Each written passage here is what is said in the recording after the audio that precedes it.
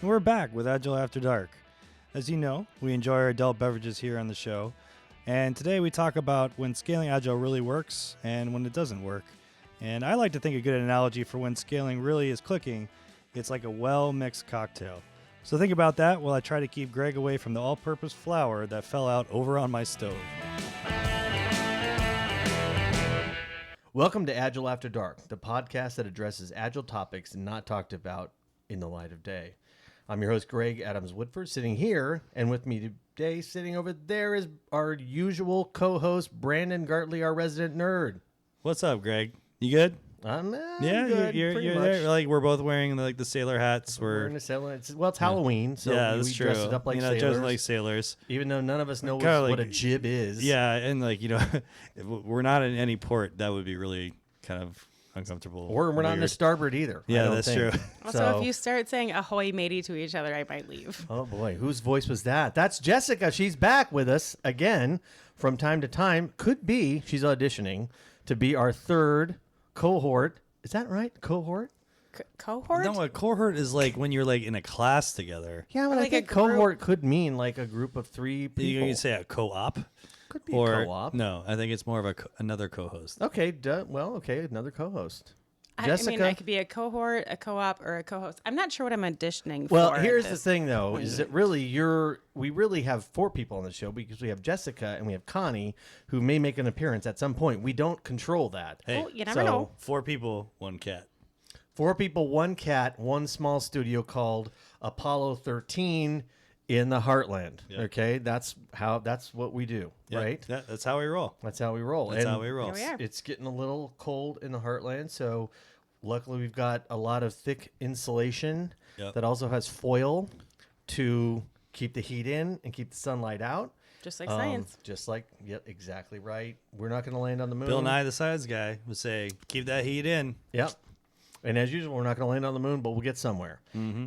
Today's episode called Scaling Failing, appropriate for Halloween. Scaling Failing, my problems are your problems. That's right, Greg. And by the way, if we were talking about problems, first I got a problem with my expenses, as usual. Brandon is typically the source of those issues because he brings them up to me, as he is the banker of the group. So I have a problem with that. Yep. Yep. Also, fashion. Recently, my hair has been mentioned on multiple podcasts prior to. They've been called a horn. What were the other things you called it, Ducktails. Brandon? Ducktail, which Ducktails. wasn't true. That's not. That's actually kind of a the cute truth. thing. Because the ducktail is in the back, not in the front. No, but, not okay. the DuckTales so that we're I talking chose to about. wear a hat today, and Yeah. it goes with the sailing theme. So Yeah. I'm gonna Yeah. just It does. say It's the sailing cap. Chapeau. So Jess, help me with this. I don't know if you can see it from where you're at, but Greg not only has a ceiling cap, but he actually has a pin on one side of the cap. He actually, is it? Is yeah, it- there, I see. yeah, What is yeah. that? Visual podcast. It's probably a sailing pin. it is a pin. That is true. That was bought at the ship's store Yeah. at Little Egg Harbor Yacht Club. So it is official, Yeah. though. Official. So basically, that's I where don't know it's what a like chip that's just like it's a target thing for the boom. It's like right here. Yeah. This is Here's where here's you where to need hit. to strike. Yeah. And given my accident that I had last week falling down in the is street, that what happened? that Oh, it had nothing to no. do with Nothing with drinking. it. Wasn't a boom. It was a tree, It was a tree, which could and a be made curb. into a boom. Yeah. They probably that tree was like It was practicing. The tree It was practicing. By the to way, be you know turned what? into a I had boom. I told this to a few people. I hadn't fallen down in a long time. It's good to fall down every once in a while, especially as you're getting older, because you know how to break your fall or not. I Or learned that I not. didn't know how to break Yes. my fall, and my face took the brunt of it, which you can see if you. But your phone was And safe. in hand. front of me. Yeah, and but your phone was hip. safe because your My hand. phone, my phone was actually good. Yeah, So, and hips don't lie, Greg. all right. So here's the deal. What are we talking about? The scaling failing. Once again, Brandon's coming up with these crazy, concocted, titles for these things that I know nothing about. Does this one have some kind of weird cartoon reference from your childhood, or is it a movie? I mean, where is this coming from? There is actually no kind of popular show or anything like that. It's not pop culture. This is just, let's get into it. Is scaling failing? And, when we're talking about what are the different things that we want to talk about today? So we'll kind of outline Oh, that. I'm going to surprise you right now. There's actually a My Problems Are Your Problems song. Is it really? Yeah, no, I'm not kidding. Who's it by? Do you remember? The Wiggles. No. My problems are think your I problems. feel like it's like a hip hop song or something. I can't. But Oh. yeah, it is a song. Well, it's not the 99 problems. But Nope. scaling ain't one. But scaling ain't one. Oh, there we go. We're started off on an Yeah. awesome track right now. She's already better than you, Greg. So, My cohort. yeah. Co. Your cohort, co-op. all of this stuff. It's a Co-host. Roman Edition. thing, okay? Who's the nerd I'm now? just auditioning for all of it. It's cool. By the way. All right, so we had conversations as a group and with other people, but I think as coaches, as we're coaching the different levels of what we're talking about, scaled agile, we're doing teams, program, portfolio, whatever, right? What are some of the constraints that kind of got us to want to or need to scale, right? So we want to kind of cover that. And what are some of the specific things that are similar to the different levels? Like if it's a team, I'm running into this. Is that similar to what then goes to the program and the portfolio level? What do you mean by levels exactly? We'll get into that. Hold on to that thought there, Sailor. Okay. You know. Put a sticky note in it. Yeah. Well, he doesn't know. It's a card. Put a pin in that. Put a pin in it. That was such a dad joke laugh. I can't even start. What's supposed to be. Yeah. All right. And then by recognizing the similar issues, is this something that we can use in terms of when we're talking to people at an enterprise level, what they're trying to go through? Because I think what I will say is we do have like the structures, and we've talked about replacing process with process, but are we basically able to say, hey, this started with the teams. This is the stuff that the constraints that they ran into. That's why we had to go into this next level. And is that kind of something that we can learn from? So let me start. And Greg's just dying to get in here. I can see him. Levels. I can see him. I can see High him. versus low. Right. Weak versus strong. What does level mean? Right. So I think one of the things that is important to look at, and I'm not going to go back to the 1700s, Greg. I've already done that. All right. Multiple times. Yeah. It's more in the kind of the recent past in terms of the agile stuff. In terms of the manifesto came out, and we were kind of like, okay, it's software teams. It's, we're delivering stuff regularly out to the customer. There's not that many, in terms of different people that are involved with that process. Maybe you have a few teams that are kind of working on components of a thing that's going out. And there may be some dependencies in between them, but basically that, okay, now when you start to enlarge what that pie is in terms of the work, then you have more teams, you have more dependencies. Okay, so now we're doing this thing called Scrum of Scrums, which is very short-lived, to be honest with you, because it's basically like, we need coordination between the teams, and then it was like, all hell's breaking loose. How do we deal with this? And so that's kind of where the scaling thing came from. I think there are people who would argue with you that Scrum of Scrums is something that's valid, including there's certain people who in the Scrum world feel like that's an answer to something like SAFe, which is, the Scrum Alliance has their own approach on that. So are you sure that you're going to just throw that under the bus all the way before? No, I mean, that's fair. I mean, for me, it's more of, okay, if I'm at a large, health and public service, or I'm at a large financial services company, or I'm at a large big box company, right? I've got thousands and thousands of people in my systems team working on things. Can you handle that with Scrum of Scrum? Well, I think some people would argue that you can. I think they would just basically. Are you one of and those break it people? up. And what's that? Are you one of those people? No, I'm just noticing that Jessica has on her script just colored in wrote notes on mine, but she just colored in the P and the O. I'm a doodler. You know how some people just think better when it's, or I'm not paying attention to either one of you. One of the two. I mean, it's one of the two. Yeah. Well, So I think it's the latter. So I mean, personally, I would argue that I think Scrum of Scrums does have limitations. I would agree with that.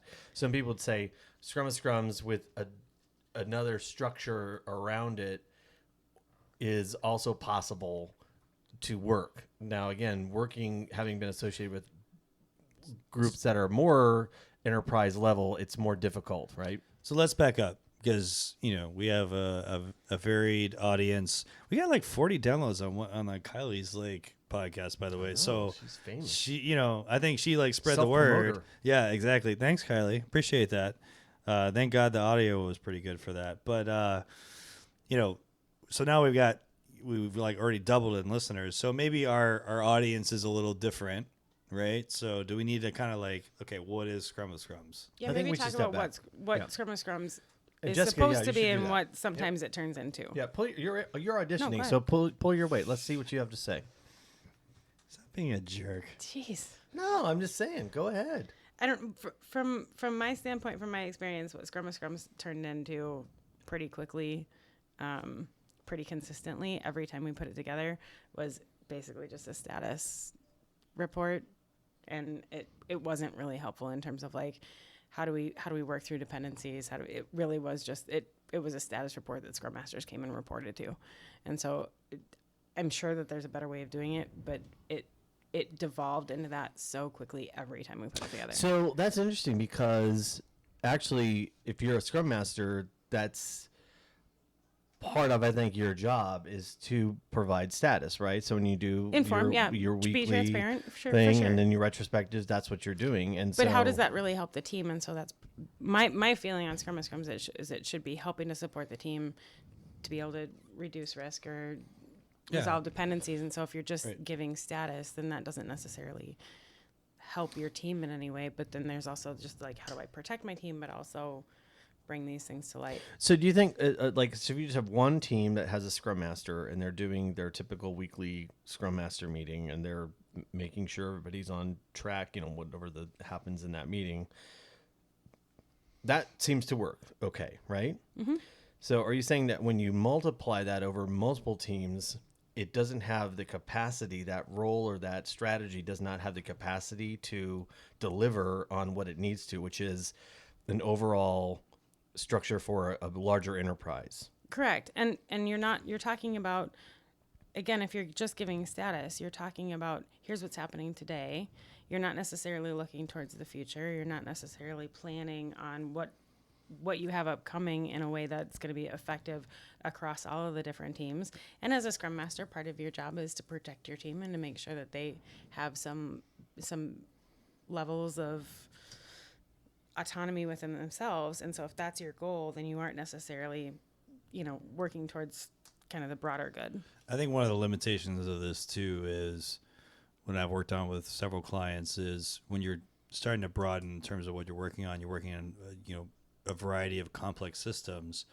You don't have that architectural runway enabler stuff, right? Scrum of Scrums, I think, is a little limited in that way in terms of, okay, well, we need you to get all these other things done, and it depends on how your teams are, made up and so forth. But, there can be some limitations in terms of, well, we need from a foundational standpoint to have these things in place. Sure, when you have those really big systems, right? There has to be some kind of overarching vision, some guide, something that helps all of these different teams get towards where they're supposed to be headed, where they want to be headed. And then there's the vision stuff, and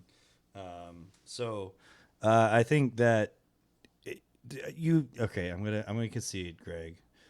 In certain environments, Scrum of Scrum can work in terms of you have and I don't know if there's a tipping point in terms of whether it's from a technical standpoint or a number of people standpoint. I think there is probably a limitation there.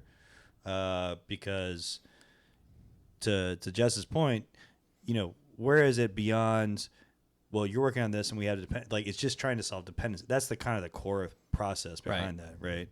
So if it's just the dependencies thing, there's a lot more, as we well know, that kind of feeds into everything, right? Yeah, no, I agree. And I would say that in my history prior to having any kind of frameworks regarding scale, we would hit a ceiling, and you would hit a ceiling on a product side.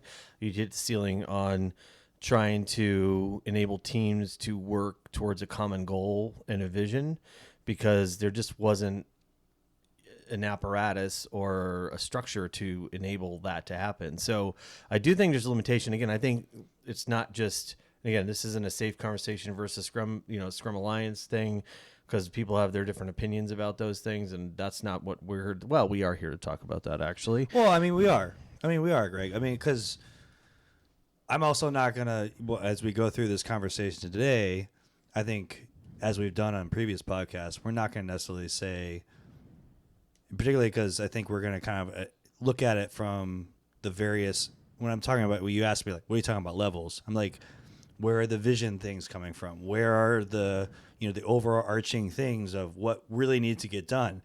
We may talk about it in a kind of a structure that a lot of people that may be listening to this would understand, but we're probably going to punch some holes into it.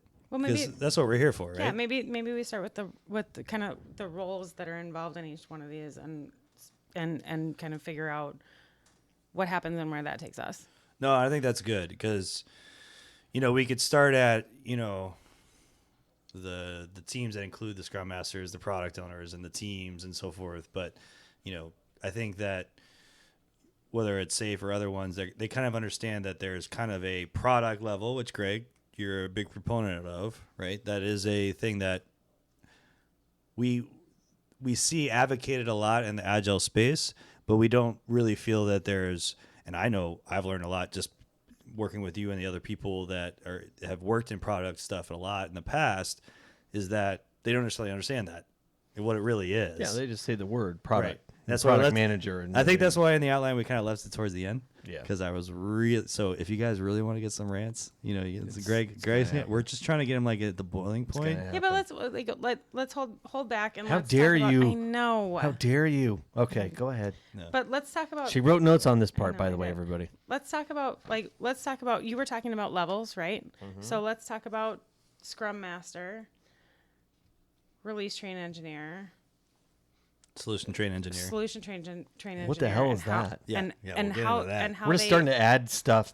We're just starting creating new roles. Levels. Just like it's ridiculous. Yeah. No, well, I think that's one of the things that we want to get into. But let's start where we're comfortable, right? Let's start where we're, where we're at. Well, I'm right? comfortable drinking. That's what I'm comfortable doing right now. Well, and it's Halloween as well. It is Halloween. By the way, it's a little problematic before we get into Jessica. I can see you've got quite a interesting set of notes there. You showed me earlier today, just in the neighborhood here in the Heartland, a picture of a dog dressed up in a Halloween costume. Yes, it's my favorite. Right. thing. So hot dog. Now, and by the way, just don't step on it, Brandon. Okay. So we have a white fluffy dog, and my daughter put wings on the dog so she'd be like an angel dog. Okay. Yes. And she took her to school, and they had this thing called Trunk or Treat, and then the people come by, blah blah blah. Okay, so you showed me a picture of what you thought was cute, which was a dog. Is a little dressed up pug. like Is a pug, pug. and his name is Oscar. Okay. And so he was Like dressed Oscar up Mayer. as an Oscar Mayer wiener. And by the way, is anybody disturbed by the fact that a hot dog is called a hot dog, and somebody would dress up their dog to be something that we just eat at ballparks? Because they're It's a so little cute. You weird. just want to eat their little a toes. I little get weird. it. I totally get it. It's weird. It's delicious. I'm disturbed.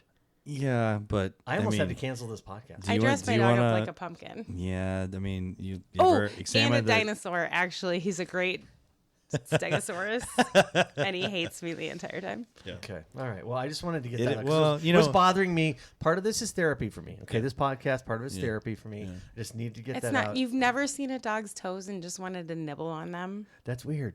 That's very weird. That's for another podcast. That's the After Dark Yeah. That's podcast. past. Yes.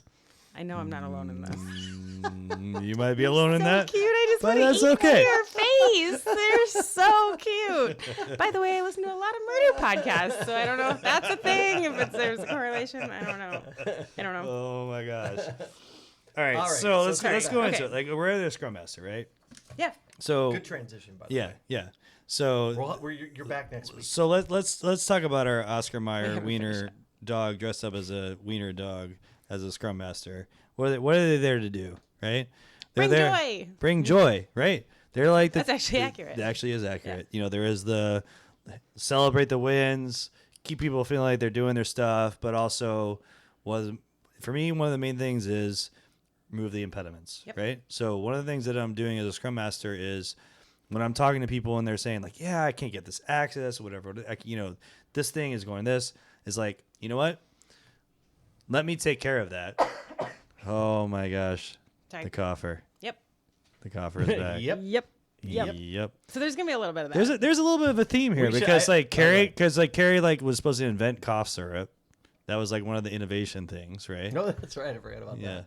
You know. But we should just play into that as part of the show. Like, Yeah. hey, oh, cough alert. Yeah. We should, and Cough we There should, she is again. eventually, when we get like doing drops, we can do cough Oh, alert. I'll have like the little like the switchboard thing Yeah, where I can yeah, do yeah, like where the you do things, the- you know, cough. the Perfect. sound things. Ah. Yeah, Oh, yeah, dude, that is. Or if good, like though. a- I yeah. love We're that. gonna do it. We're Right. definitely gonna do it. It's, If I it's really actually called a actually am cough outside, button. you can- It's actually called a cough Yeah, button. exactly. Yeah, That was a cat that was a hawking hairball. up a hairball. That was a thing. hairball. That's a one. different button. Yeah, that's a totally Fair. different button. But what I was saying is like you're kind of removing those impediments so that the team basically is saying, okay, I get more head down time. You're taking care of that for me, and my story can't continue and stuff. Go to the next thing that's like the most important thing, and I'm going to take that away. And I can actually sit and do and work. I and work literally and can work, sit there and I'm not work, and I can stop paying complaining about there's too many someone or, like, ceremonies, yep. and like the meetings are taking away from my work time. I have to deal with There's this someone thing. there to actually help me. Right, exactly. So the RTE, so let's like scale that particular skill set, right, Yep. to the RTE. The RTE is, and I'm going to look at Greg for this, but the RTE in my mind is, and it's something, a position that's close to my heart, which is like it's an operation sort of thing where it's basically saying we have a structure, we're going to set it up, everyone's going to have a sense of it, but we're also going to adjust. Okay, well, The first good of all- ones, right? First of all, RTE is a safe term, so that's specific to safe. So Right. we have to say that. That's so that's fair. what that role is. So what's interesting about this conversation to me is, so I'm a product person. Your problem's my problem, Greg. My problem. I have a lot of problems at this point, and It's most of them mostly are me. with you. Mostly not it's with me, yeah. Jessica. But so the Scrum Master is really just like a secretary, like making sure that everything is moving forward, right? Like everything, just take the impediments out of the way. Like that's just really what they're doing. They just make sure that the team gets what they need. If they have chairs, or if they need a printer, or they set up or whatever. That's what right. That's what a Scrum Master does. No. Well, that's what I heard you say earlier. I think. No, I mean, removing impediments is definitely a big part of it. Celebrating wins is a big part of it. Mm-hmm. Helping the team communicate with each other, facilitating conversations. Engineers are creatives, but not necessarily the best communicators. But how do you help bring that out in them? They help manage risk and dependencies and communication, Right. and how do they communicate both within the team and outside of the team. There's a lot that goes into that. That's not secretarial. I mean, if you've got a Scrum Master who's just like a calendar manager, then they're not So like doing a project their job. manager. Yeah, Right. that's what Right. like that's where a lot of them come from. And I think that's something we need to. It's some other podcast that we do need to discuss that in terms of like the debt from the waterfall. But I stuff think for at the this. at the core of what their job is, and Brandon, you're not gonna like what I say about this because you and I have had conversations about what servant leadership actually is versus the cliche term that it is. But at the core of it, if you really are good at what you're doing, at the core of it, you're a servant leader. You're doing anything and everything you can to serve your team so that they can do what they need to do to So why their doesn't job. Brandon like that concept?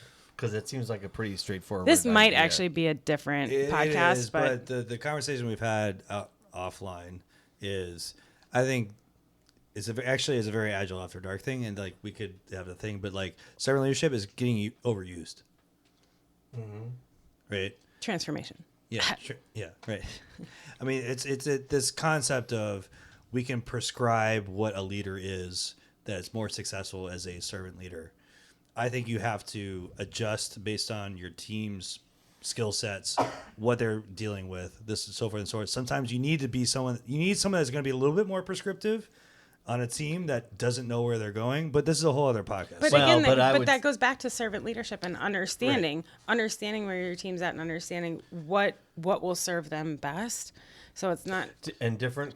So that's a different definition So what I want to say is that we as coaches, right? These roles that we're talking about, they're the closest connection that we have in terms of like the coaching sort of skill sets that are so important, right?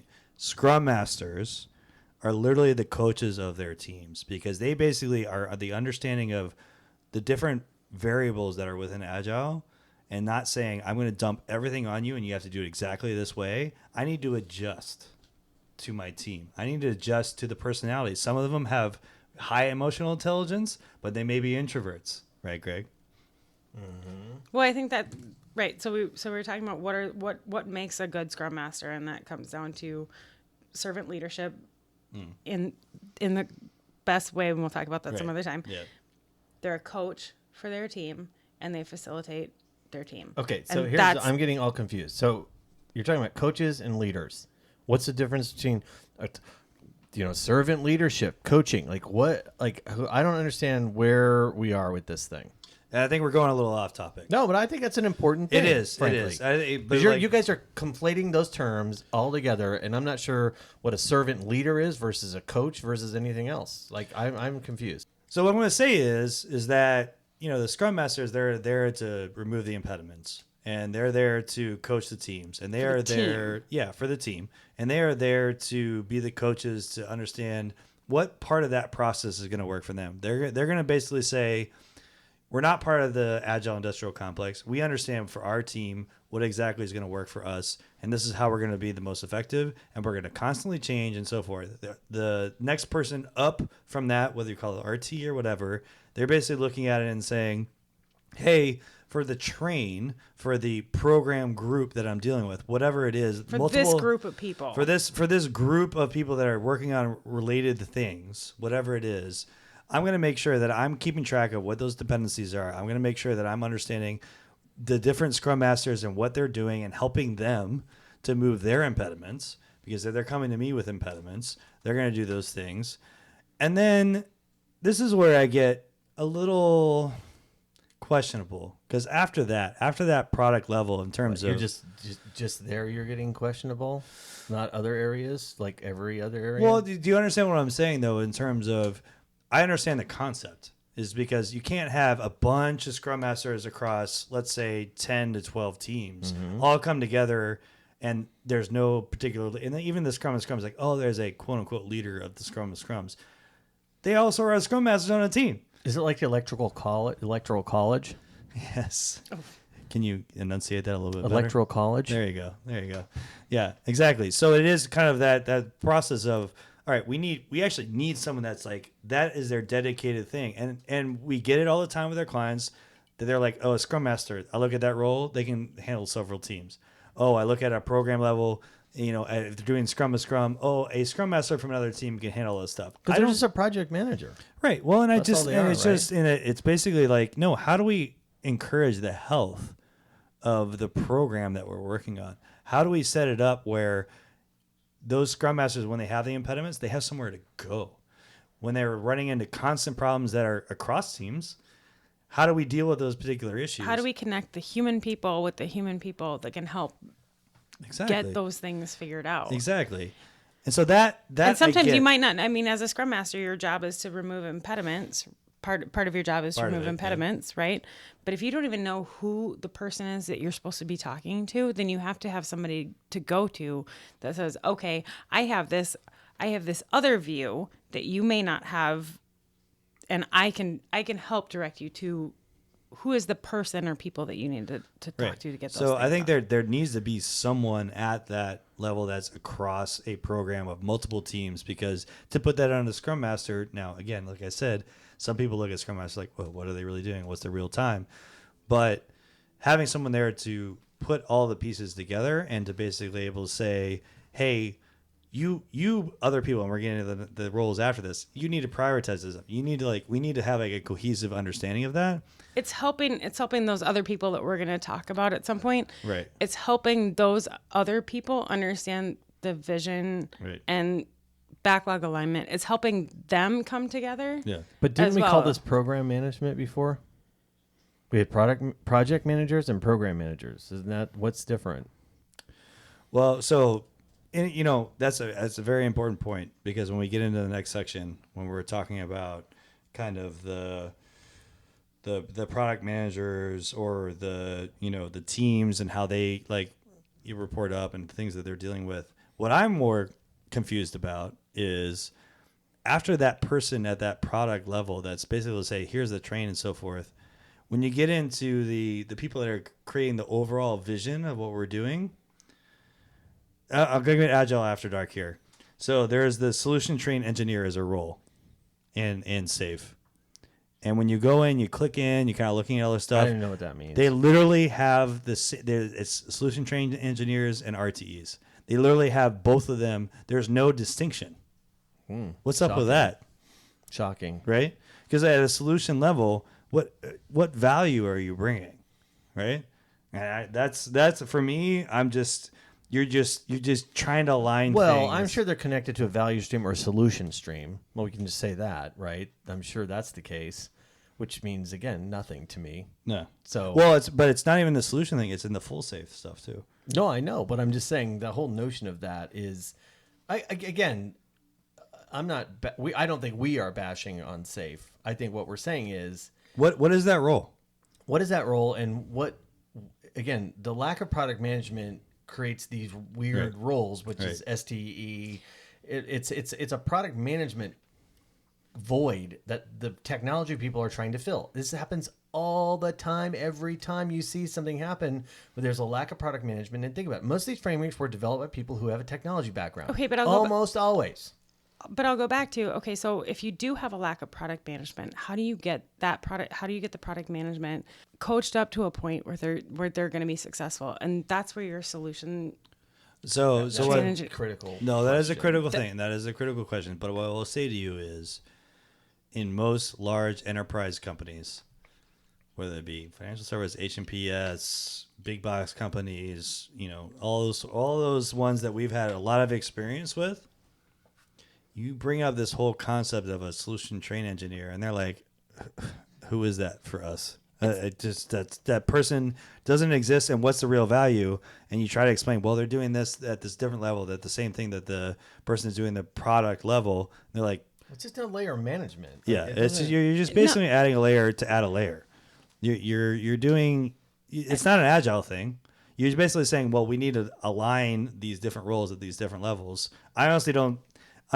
This Agile After Dark, and I'm gonna get I'm gonna get some emails, because I'm gonna go on a rant here, but I don't see it. I really don't see it. I think it's just a fluffy thing. And even if you look on the safe site, they literally list them with the RTE. There is no distinction. No, there's not. That being said, I think that there could be some practical application to it in terms of who is driving the larger solution. Who's aligning everyone? Who's making sure that everybody's on the same page? Who's wrangling the directors to make sure that they actually have a vision? Two things. There's execution and there's product vision. There's business vision. Mm-hmm. Those are two separate things. There are people who are good at executing and working with software developers and making sure that they're motivated in the right way, that they understand exactly why they're doing what they're doing, so they can be creative in solving business problems. And then there's people who are solving what problem are we addressing in the market so that we can all get paid and make money. So Correct. There's two leadership points. Yes. Right? Yeah. So who helps align And well, you're kind of them? wrangling. You're doing the wrangling. Yes, that's what right? you're doing. You're so helping that may with the communication. be the one part of that role that I would understand, right? I would But it's get not that. defined that way. No, it's really not, because there's just no real distinction between that and what you're doing at the RT. They're basically saying, well, at this level, you're kind of like trying to wrangle these people. So, Jessica, to your point, let me just put it like with an exclamation point. If you just take Scrum Master and escalate that to RTE or whatever, or STE, well, whatever that program, that what product I'm saying level, is, yeah. You're still not expected to understand what business problems are we trying to solve. It's still dependencies. It's still execution stuff. Now, how can they do their job if they don't understand? And the one thing about SAFE that is good is that you partner the product manager with the RTE, with the architect for the architectural runway, which also We're gonna get to. gets worse. We're gonna get to. Yeah. So if that works, now those roles are just sort of spoken in a vacuous way. Like nobody knows what those things mean, right? But the RTE has to be vitally focused on the business as well, because they're the ones inspiring. Most of the cost is with the teams. Most of the people working are with the team. So that role is way more important than we make it. That's my problem with it. So this is where I'm going to say is that in the larger organizations that we deal with, I think people are more understanding of what that product level person is, and that is a role that takes a full-time person than either at the Scrum Master role, which ironically they should pay a lot of attention to, but they basically, if you look at a job description of Scrum Master, and they're like, oh, we can spread them across 6 teams, which is wrong. Well, it happens all the time. I know. Jessica, I know. what were you And gonna again, say? it goes back to basically treating a Scrum Master as a calendar jockey. Yeah. And that's all they do. Right. But the RTE and even up to the SD, it's helping, and not a visual podcast, Yeah. but bringing those pieces together, bringing that kind of that business side and the delivery side together, and how do we help them communicate? And that's what that job is how do we help meld those two together and align them? Yeah, so I think that's a good transition to Coffee Town, where we're gonna look to take a break, and we'll get you there. But I think we have some sponsors. Town? Coffee Town, Coffee Town. But I think we have another sponsor. So Jess, do you want to tell us about our next sponsor? I would love to. Actually, our break is sponsored by User Stories. User Stories. They're defined as ready and defined as done. So don't start them with, as a developer, because that's just dumb.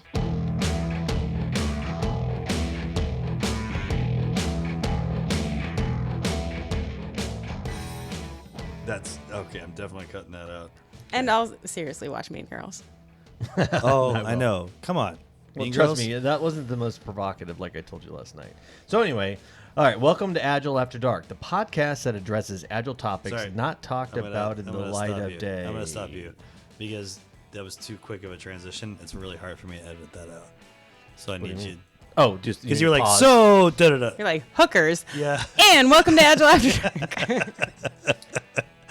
Cocaine on Brandon's stove. Welcome to Agile After Dark. We are really dark tonight. And we're going to talk really fast. And we're going to be very excited about We're everything. super excited about everything.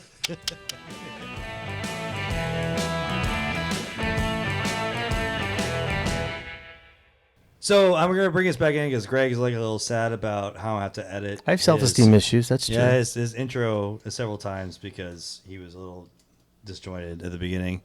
I think he got distracted by the email. It's fine. No, he's bugged because I focused on the fact that Jessica was coloring in her letters. doodled. That was much later. Your intro it was fine. It was fine. But as all as you know, he wasn't this included intro, enough. This intro was amazing. But what we will say is, what are we drinking tonight? So I'm going to start with Jess. What is your drinking choice? I know it's one of two. One of two. I'm doing my other one today, so it's Tito's and water. All right, Tito's and water. And I will have to say thank you very much to Brandon and team for my introduction to this team. They left me a bottle of Tito's. It's a handle. That's right. It was a full-on handle, Yeah. which is gone now. Which is, what's great is because, like, Greg, as we said on somewhat a previous podcast, Greg was like, hey, I need to, just tell me what you need to get. He showed up with a handle of Tito's and some makers, which, Cheers, Greg. cheers, put it up. Put it up. Mm-hmm. Yeah. Yeah. Because of that, and I love you, Greg, even though I had to, point on inflection points and all this stuff. Yeah. You know what I'm drinking tonight? Wait. A big cup of low self-esteem, thanks to you, Oh. Brandon. That's what I'm drinking. Yeah. Mm-hmm. Yeah. Hey, That's right. Hey, Greg. Be a Jess is sailor. going to cry. Greg, be a sailor. Adjust to the wind. Get that jib in order. I Yes, have no that's idea what right. that means. Where's your wind All right. coming from? I don't know. Greg, Should we talk about your wind? It's Greg. coming from the front. Greg, I don't know. your attack strategy. Let's just we're going to talk about your attack strategy, We'll and we're pull going to up be your all anchor. good. All right. Yeah, exactly. So, in Greg's honor, I'm raising my glass above the mic booms. Little Maker's Neat. Big And Greg, can I say that's your drink of choice, and that's what you're drinking tonight? Yeah. All right. Yeah, it's Makers and Tears, Mm-hmm. basically. Oh. Big So, big cup of low to- self-esteem. That's what it is. to build on what the Notice great my voice conversation- is so weak. Notice Yeah. that? Yeah. Yeah. Mhm. You know, based on what we were talking about, and our sponsor user stories are very important to this, so they're definitely gonna come into this conversation. We kind of want to get into like the team, like the actual people that are the creatives. We talked about Nitin and other people in previous podcasts. The creative people that are like the problem solvers, right? And how does that then scale up in terms of, in a safe construct that's the system architects, and above them is solution architects. But these are our problem solvers, right? They're going to break up the work. They're going to be the ones that understand, hey, working with, what we're going to talk about product owners in the next section, because I saved it for last because the product side, Greg, I'm really trying to get it ramped up. That's why I was giving a little grief earlier about his intro, because when I do that, he gets a little ramped up. But, part of this thing in terms of the teams is, hey, here's the problem. How are we going to solve it? And that is at the team level, per team, per thing that they're working on. They're basically saying, give us the problem, we're going to work on it, right? But at the same time, they also be very aware of within a program where they can on the train or whatever. They need to understand, are there dependencies of what I'm doing here in other places? And so when I'm talking about scaling stuff, what I deal with teams, very recently on a program train that I'm dealing with right now, is when they're creating stories, their instinct is to create stories that have, let's say they have 6 steps, right? And the first 3 steps, they're like, we have control of 1, 2, 3. And number 4, maybe a vendor, right? And maybe someone in the train, maybe someone out of the train. And they're basically saying, I'm going to scoff at that or cough at that and say, well, no, that's still part of our story, because our definition of done is going to say, we're going to have that done because that's how we decide that this particular thing of work is done. Well, the truth is, what I tell my teams all the time is, no, as soon as you have a team or anyone outside of your team, whether it's a vendor, whether it's someone outside of your train, whether it's someone inside of your train, your story's done. Right? Does that make sense to you guys? What is the work product that you can say is finished? Based on my own control. Yeah. Right? I don't care if it's Kanban, I don't care if it's Scrum. It's definitely more applied to Scrum, which they basically will say is, when I look at the teams and I have conversations with them, I'll say, hey, you're committing to the story, but you have a vendor or you have someone outside your team that's like step 3 out of the 6 steps. How can you commit to that? Right, Greg? No, yeah, I agree. I do think Jessica's perception of this is interesting in that again, we go back to that. How do the teams know who's directing them, and who do they look to for leadership? Again, not a master, but leadership. Like, where do they go to find that? Right. And that's where, so when we're talking about the scaling part, this is where when I've been on other projects, way when like safe and scaled concepts were really coming out, the projects that I run, they were like, hey, like we're doing a software as a service, but I have all these other, basically infrastructure stuff that I have that you're trying to integrate with. Like, how does it all fit together? And then how do we make sure that it all works together, and that then you can start building off of it? And so the teams, they don't need to necessarily be worrying about that, right? They need to be able to say like, hey, I know from a priority way and like working with my Scrum Master and, getting stuff out of my way, I need to be able to say, hey, I need to work on this next thing. That's what I'm working on. I'm heads down, my impediments, someone else is taking care of it. Yeah, but here's the thing. I'm going to disagree with that on some level, because How dare you? Innovation. I said good day. Innovation happens when you expose the people who the creatives, if we call them, developers, creatives, if you expose them to the work, and you as a product person, you're always selfish and thinking that you know what the business needs, and this is exactly what I want. I want a blue box and a blue thing and a button here, radio button here, and whatever.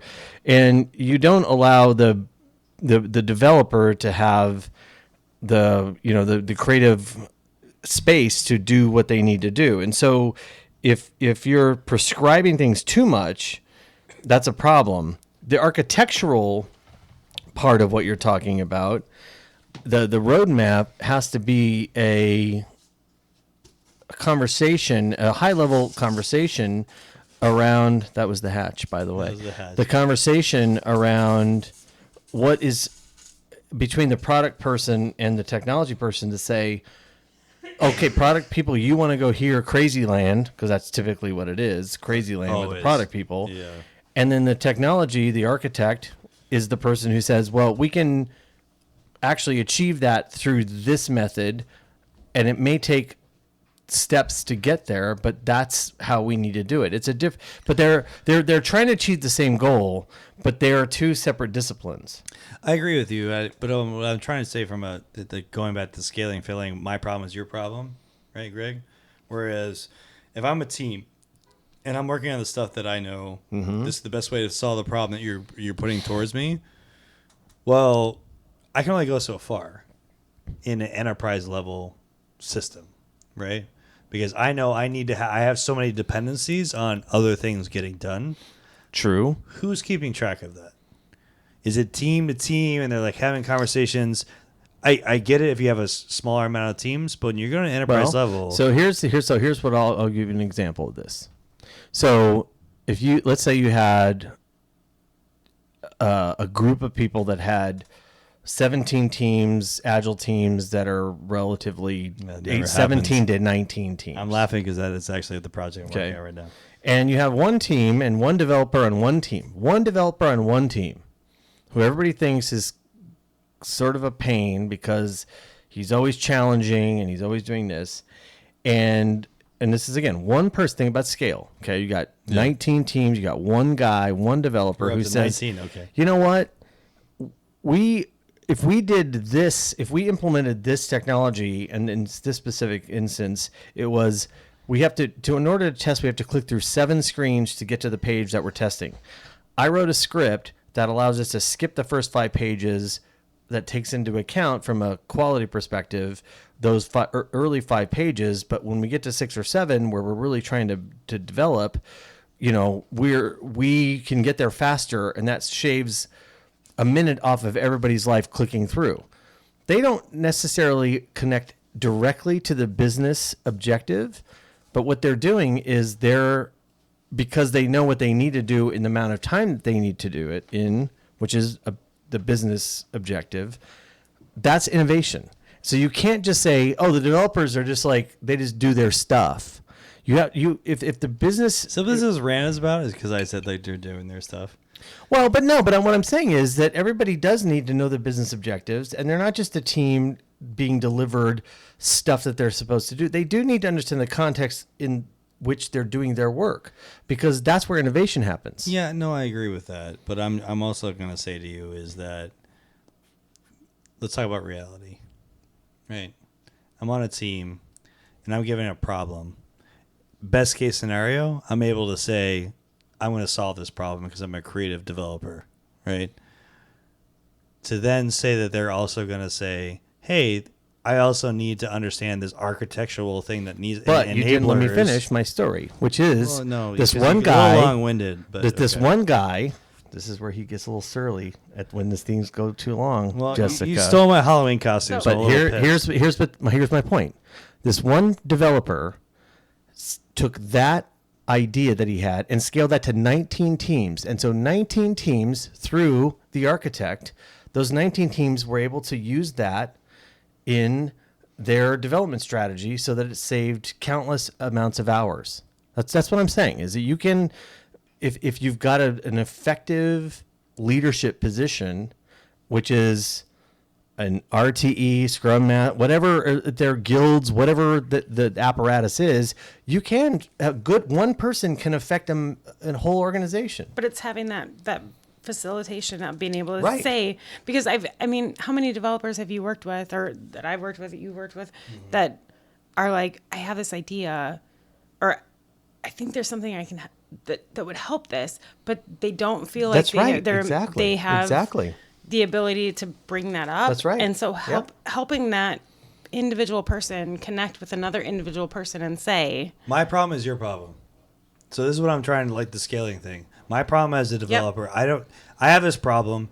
I want to innovate, but where do I go with that? Scrum Master is going to, like, get rid of, impediments and so forth. But what's the next level of someone that I can say, hey, this is an issue. Like, we need to, like, address this. And this is where I do think it scales to whether you're going to say it's going to be a system architect or someone that has an overall view.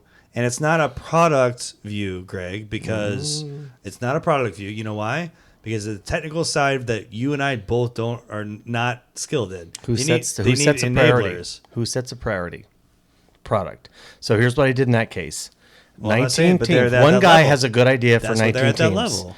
And so what I said to him, and he came to me and said, I have this idea. Here it is. And I'm like, oh my God, this could help everybody, right? And he said, yeah. I said, so you have to go convince a product manager to prioritize this.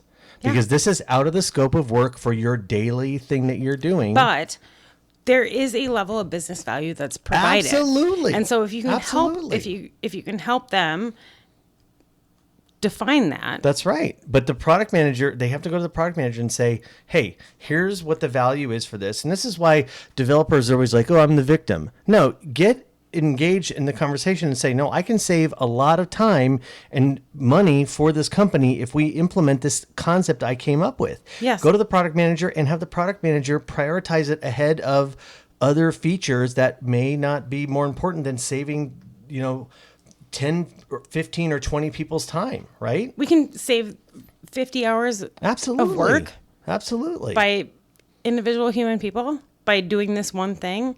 Then absolutely it should be part of our prioritized That's backlog. absolutely right. But you have to have someone that's helping to drive that, which goes back to the RTE, goes back to the SD. Yeah. But it's facilitating those conversations, and you have to have a good architect who understands the fact that That's right. Because we haven't this talked is about this does enablers. provide We've not talked about value. enablers and architecture runway in this entire section, which is kind of crazy. But I will say that on previous projects that I've been, that was the game changer, because that was the constant problem that they ran into, and they needed to have that to basically say, we understand that this is our vision, Greg, but not vision from a product standpoint, but vision from a how are we actually going to make this stuff work? All this shit that you're like trying to do from the product side sounds great. That's right. We all want to give the customer, but you know what? We have to have this architectural runway in place and these enablers in place, because otherwise we're screwed. Well, and there's the architectural, there's the runway, but there's also the innovative things that individuals come up with, which is why they should go to their Scrum Master. Their Scrum Master should say, yeah, that's a valuable thing. Go to the product person and say, we've got to prioritize this because it's going to save a ton of time. But they're not passive in that conversation. It's like developers just develop. No, they should have an opinion and a voice and say, no, I have a good idea. Yeah. They should be involved in that, and they should feel empowered to do that. And the Scrum Master should be that person to, I think, help that. For sure. But I think if you have a really For sure. For sure. Oh, Kenny's coming out. Okay, so no, but your systems architect, your solutions architect, your architects, one of their biggest jobs should be listening. Mm-hmm. Listening to your developers, listening to the people who are doing their job day to day, because you can, and I've heard it a million times from people who are doing this job, like, oh, you guys think we just draw boxes and lines? Like that's our job. We draw boxes and lines.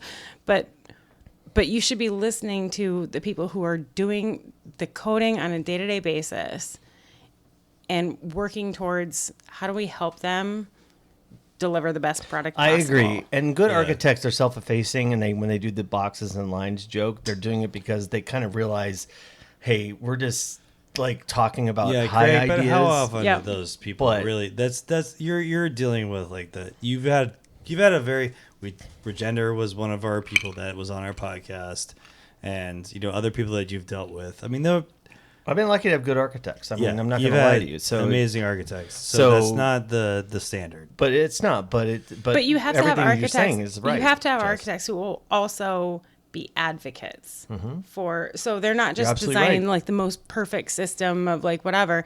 They're dealing with the systems, oftentimes, especially in enterprise, that are You're right. already there, that are monolithic, that They're are fucked up. archaic, I'm just gonna put it out there. Yeah, that they're difficult to work with, but that they'll Midwestern nice right here. they're difficult. But I think everything you're saying is, and by the way, quality is the other part of it too, right? That gets dismissed. Architecture gets dismissed and quality gets dismissed. Yes. Everybody focuses on Scrum teams. Oh, Scrum teams will solve all of our problems.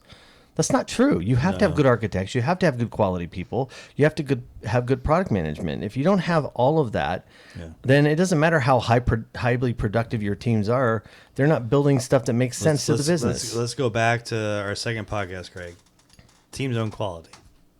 Yeah, right? they absolutely own quality. Teams own quality, and if they don't have that sense of ownership, but are they going to get that from just the team themselves, or are they going to get that from what we're going to get into in our next section, what I'm going to like transition into? But are they going to get that from just the team members that are there, or are they going to get it from like an architect who is a visionary, who's able to say, hey, everyone, we own quality. We are the ones that we have architectural runway. We have enabler, things that we absolutely have to do. And you product people, you need to pay attention to me. You need to pay attention to what I'm saying. And here's why. Yeah, and here's why. And be able to articulate that. Right, absolutely. So with that, we're going to take a quick break. Send your feedback to feedback@agileafterdark.com. Trust me, the rants are coming because we're going to get into product management in the next section. So go to rants at agileafterdark.com.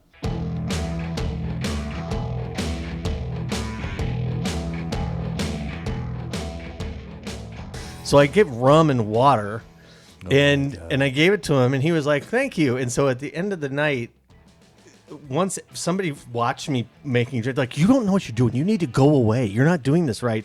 He came up to me at the end, and he's like, "My boy, that was the best rum and water I've ever had." I was like, "Thank you," because I knew I screwed up. I'm like, "Thanks, I don't know anything." Oh, shoot, sorry. Well, I did catering in college, and it was the same thing. Like I started to learn, and then like people were like, someone comes like, "Yeah, can I get a White Russian?" And I look at him, I was like, "Yeah, I absolutely can get that for you. What's in that?" And is it how many? What? Yeah, and they were, what- and I was like, and they were like, "Do you have any milk?" And I was like, "This is a trick question." You're putting milk and Milk's liquor? a That's bad weird. choice. Exactly. I love that song. That's one of my favorite quotes ever. It's like, that was a bad choice. Oh shit.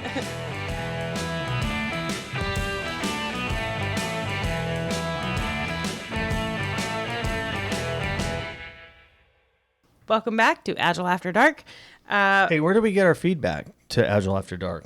Great question. It's at feedback@agileafterdark.com. Thank you very much. Is that right? Yes, is that is am exactly I right? right. Am I Yeah, Okay. yeah. All right, cool. So, by the way, we were talking about teams and a team's influence on the product management side of things and why the team should have influence or should have an opinion and should inform how the product management side deals with, specific issues around features to bring up to, a specific point. So how do you feel about that? Well, I think it's really important for the team to have a voice, right? We talk about being able to have ownership and being able to do the things that they need to do, and so there has to be some level of feedback loop with not just the architects, but also your product owner. I mean, they're the ones that own. Here's our backlog. Here's what we're going to be doing, and in order for a team to be really successful, they have to be able to say, hey, here's some efficiencies that we feel like and we see that can be reached, and here's the business value behind that. so that a product owner or product manager can say, yes, actually, we're going to work on those technical aspects that aren't necessarily going to be like, hey, we delivered this button to this application, but more like we back to the saved button. 35 hours. But Well, isn't that's- yes. but We isn't save- that the we save time, but yeah. isn't that the whole reason why you do 2-week sprints? Is to provide feedback back to the business to say we can do this in a more effective way by providing a technology. Because remember, we're talking about technology for the most part, at least in this podcast. Isn't it the whole point is we can do things better, faster, like the $6 million man.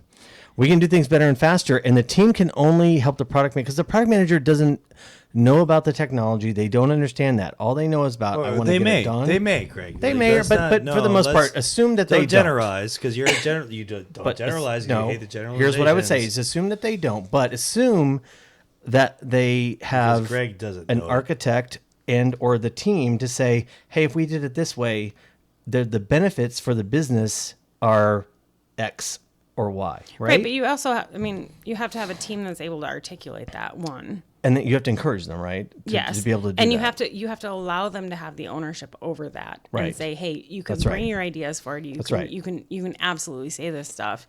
And then from a product ownership, product management aspect, you have to balance because it does take time, effort, energy to do those things. And so you have to balance what is the button that we're trying to provide Yeah. versus how much time and effort and energy Right. can we save the next time we want to save Right. move a button or do something different. So as we transition into this kind of product realm, what you're saying is Which you don't know much about. the but that's product okay. owner really is the cog. It's not even that's a bad word to use. It's they're the center of the universe in at least software development because they understand the technology side. They understand what the team is going through, what the team is working on. They also are getting pressure and influence from the business side, right? So they are the single person who can help bridge that gap. And I will say that one of the things when I was transitioning from being a project manager to the Agile side, the product owner being a person that was on the team on a like literally they 100% dedicated to the team was the biggest difference maker in probably the Agile standpoint, almost versus anything else that we've done. Because you basically have someone where they're able to say to you, hey, from a business standpoint, we have this priority. But by the way, we're going to talk to you because sequentially, that may make no sense whatsoever. right. Right? So we literally have to look at how we're going to do the stuff that we business-wise think makes sense. And the product owner is able to say to the people above them, and this is where we're going to get the scaling thing, to say, hey, I'm talking to my team, and they say that's total bullshit. That cannot actually work because... Or it could work, but there's other Why we could would do you- a couple things real quick Right. that could make it easier to do that in the Right. future where you're going to get the value out of that you want. But only the product owner can. I'm now speaking in hushed tones for I know, some what just reason. happened? But what I'm trying to say is, I think exactly what you're saying. Silent I agree. sailor. You're right. The product owner is the person who can translate what the team is talking about to the product, right? So that's why there's such a critical. They are the most critical role in Agile, in my opinion. They really are. Basically, based on the debt that we've had in the past to where we are now, in terms of we've had the command and control coming down to us, and we basically have had people saying this is the way you need to do things, and basically the product owner being there and saying, here is our prioritization based on the business value, but I'm also going to listen to the team to say to you, this is what I need to do. However, the product owner on the team can only do so much, right? They can only say, based on what my team is going to do, this is the scaling part. This is where we're having this podcast about, is my team feels like this is the highest priority thing that we need to do, but the product level, the product manager needs to be able to say, from a larger level, non-story level, hey, product owners, this is what I'm seeing as a priority, and it comes down to them, but it's not command and control because they're able to go to the teams and say, this is what I think needs to happen. The teams can say, you're freaking crazy. This will never work. And that was never there before. And that's why I think the product owner position and the product owner role is one of the most revolutionary ideas in Agile and in software development that's probably ever come out of anything. It provides a point of contact that connects all of the different dots. Yeah. Right? All of these different disparate needs and wants and decisions that have to happen, and can listen to all of that and make decisions based on all of that information instead of having all of these different things coming at the team from different Exactly. So we're talking about scaling, which is the Thank you, Greg. whole, yeah, right? How do you I put my scale? finger in like the visual cues, and I was like, I was gonna do it, but like Greg.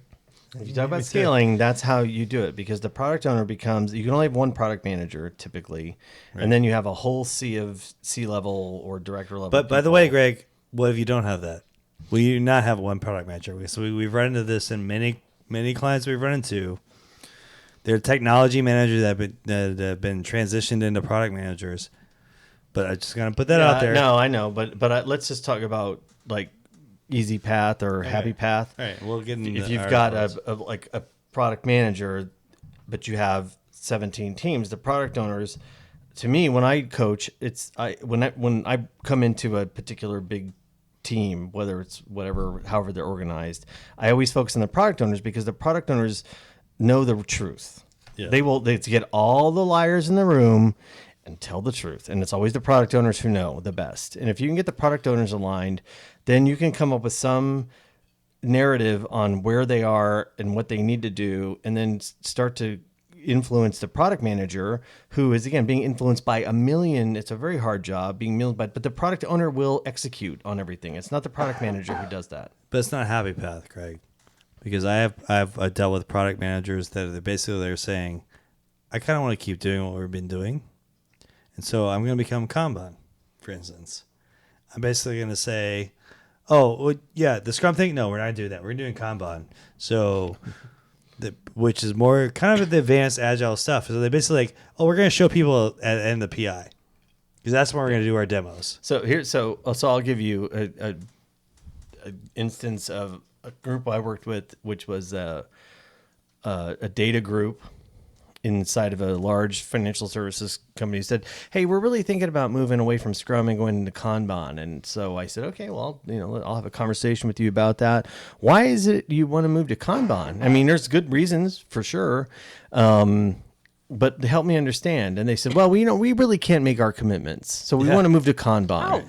And I thought, oh, really? Okay, well, why do you think Kanban will solve your commitment problems? Well, because it's just a board. You move stuff around. You do so. Yeah, exactly right, Jessica. You don't have to commit. You don't have to commit. And I said, your problem is you have a problem committing.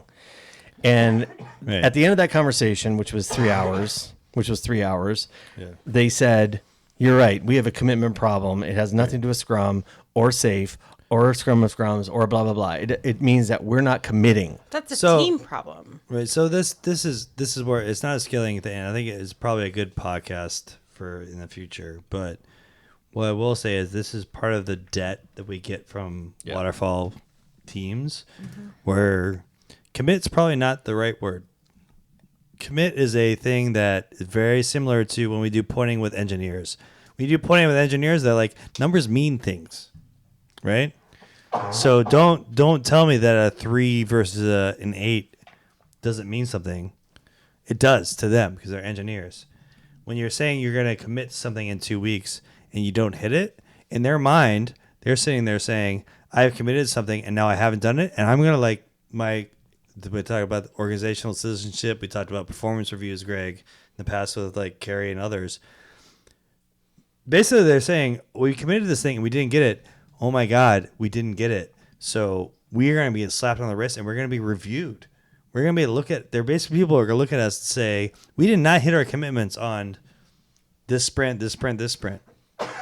Right, Greg? Yeah. So I'm going to ask Jess this question, because I think this would be something that she would say. So there's all these measurements and there's tools and there's, whether it's, Rally, who now is owned by Computers Associated or whatever tool you're using is, right? Like, but what I'm saying is individual action. But what I think you're getting at is that there's there's accountability issues. And so when you say commitment, to me, the most important thing for me, if I go into a large organization, is can a team make a commitment? And that's all I focus on at the beginning, because all I care about is their behavior, and their behavior is about commitment. It's not about numbers. It's not about features. It's about, can they humanly make a commitment? Well, I mean, you put it to Jessica, so I apologize. I'm jumping in, but there's two parts to this, which is it in a tool of, you say Rally or whatever, in terms of version 1, whatever. Version 1 or Rally or whatever. Yeah. We basically have said, this is what I'm going to evaluate in terms of, am I, we're talking about different levels, right? Am I product people? Or am I director people? This is where we're talking about product ownership, and we're talking about solution architects. Solution management.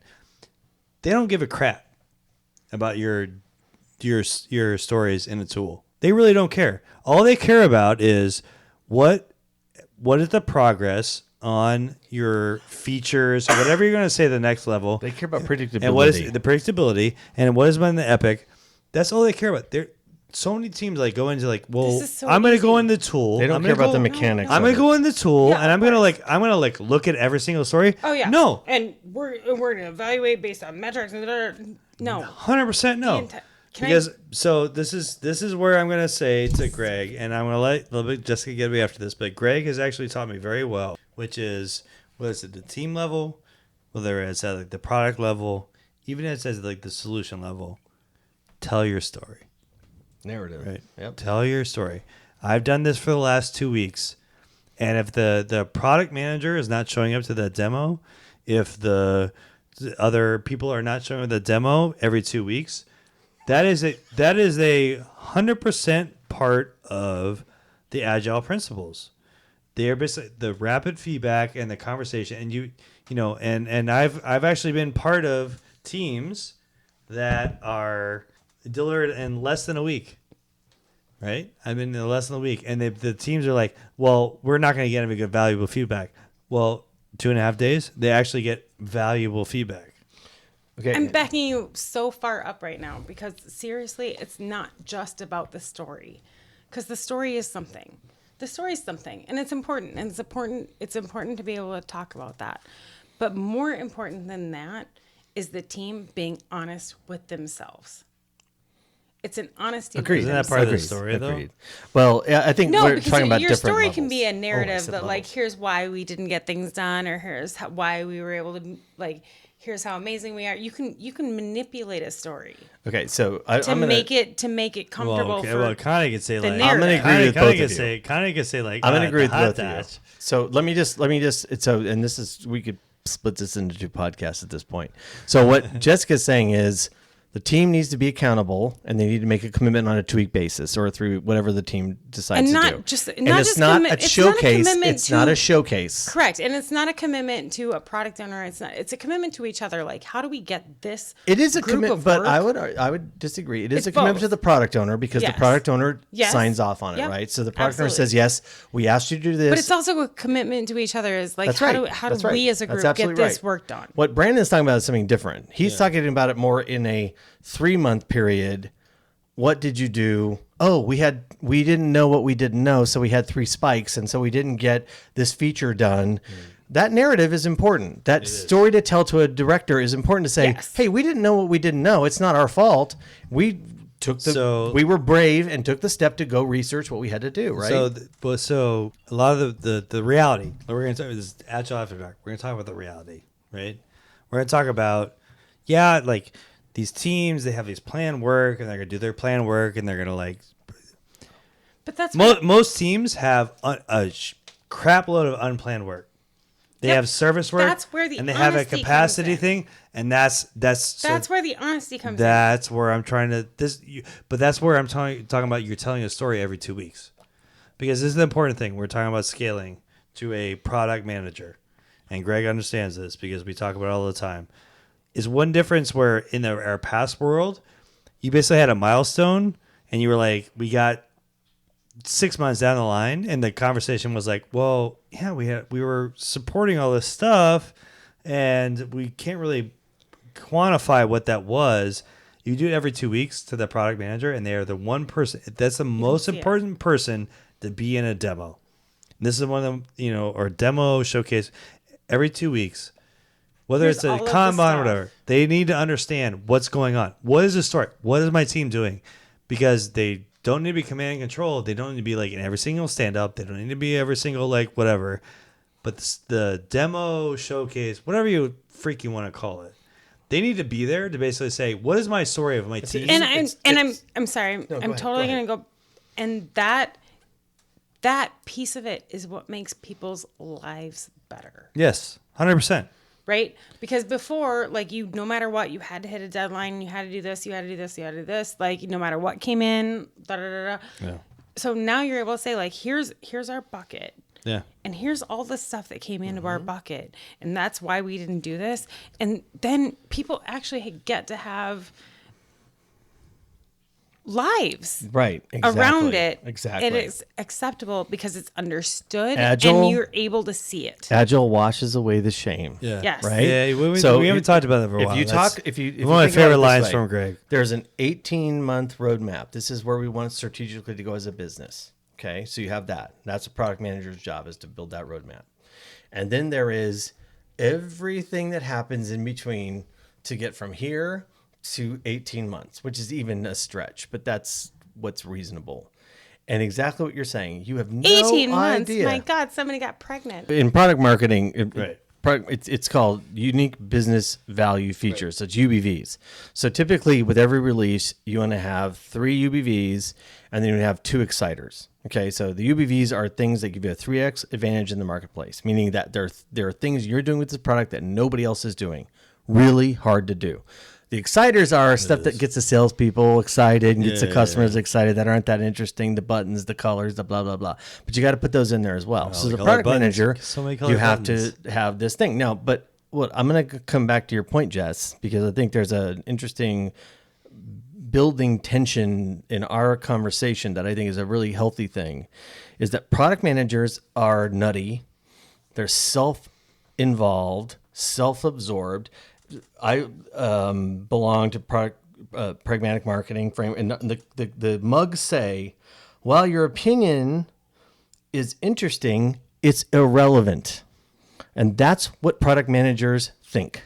That's their mindset. Yeah. Okay. Should be. Yeah. Should be. Exactly. But if they don't understand and take into consideration, as we're talking about scaling versus failing, if they don't say, I need an architect to understand my vision and to realize my vision, if you don't take into consideration the innovation that the teams have on a day-to-day, a week-to-week basis, you're never going to get there. So everybody has to come together to scale, right? That's the end of the... So this is where I will say the product side is where like that third level, whatever that is in terms of the overall vision, I 100% agree, because the product people, like, they're kind of like, where are they getting their direction, Greg?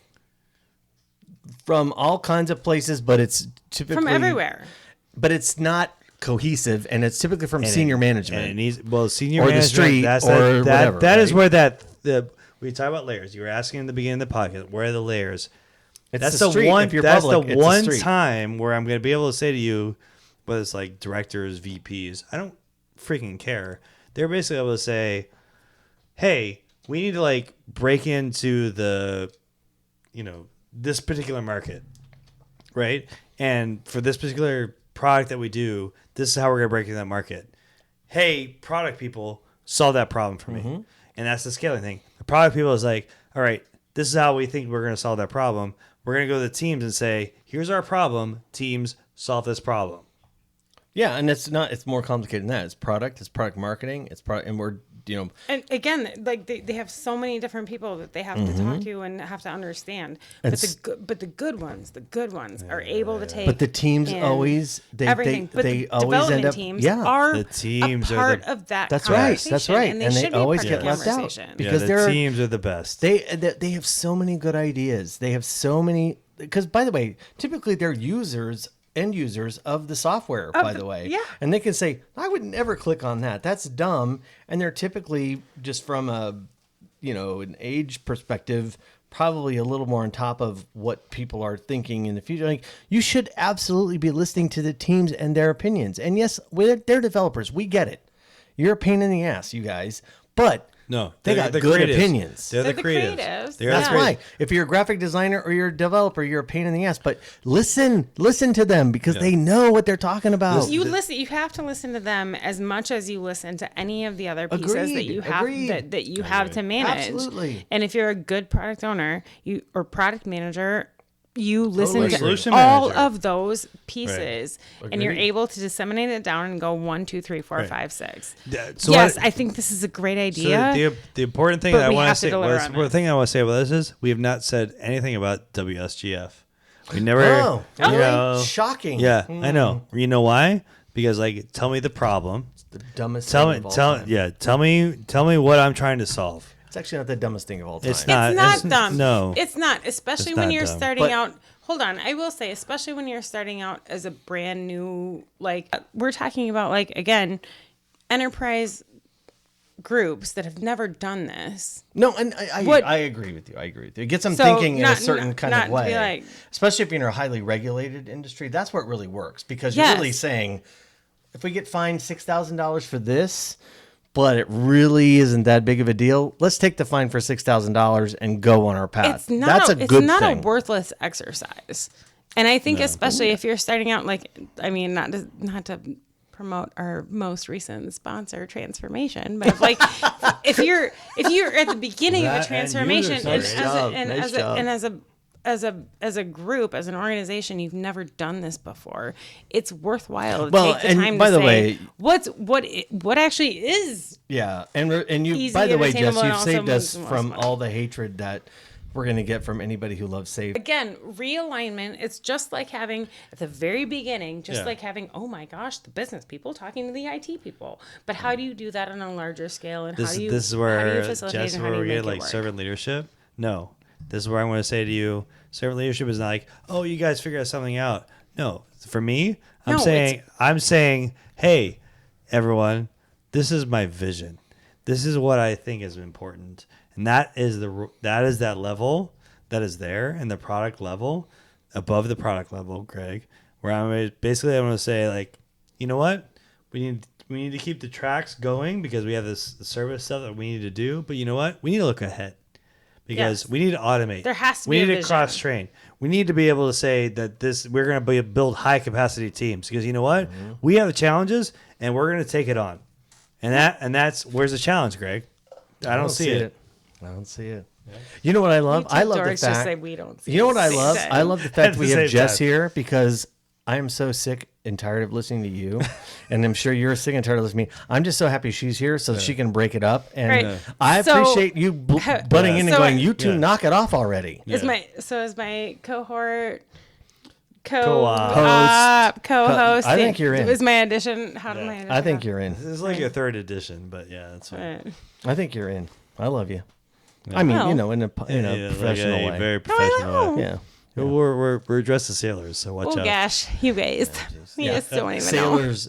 Okay, not in the YMCA, whatever village. Hold people. on, it is. Whoa, whoa. Oh, I just got okay. a total vision of you guys in no, like I full on shouldn't have said YMCA that. costumes. I shouldn't have said that. And YMCA. poor, Yeah, Brandon's yeah. poor wife just showed up, and she's like, "Get these people out of my house now." All right, we're gonna go to dinner. Dismantle Apollo 13. So, everyone, I hope you enjoyed this one. There was a lot of good conversation. We tried to like liven it. We took it to the next level, right? All level. All levels. Greg. So send your feedback to feedback@agileafterdark.com. And don't forget our sponsor from User Stories. User stories. They're defined as ready and defined as done. So don't start them with as a developer, because that's just dumb. Yes, it is. Well delivered. Absolutely. All right. I think she's in. Yep, We she's got one. definitely- All right. Thanks, everyone. We'll see you on the next podcast.